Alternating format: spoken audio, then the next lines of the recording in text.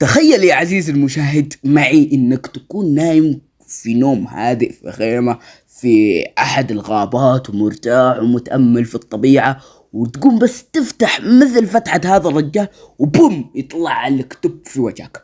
ما ادري هذا كيف طلع له الدب، كيف شم ريحة، يعني ريحة هذا الشخص، او كيف تعقبه، او كيف حس انه هنا في انسان، لانه هو مترصد. وشوف كيف مترصد انه هنا في انسان، او الدب متوقع انه هنا في انسان ويبغاه. وبعد في نهاية المقطع قاعد يصيح الدب يبغاه يطلع، ويمكن الدب يقلب عليه الخيمة فوق وتحت، تربك.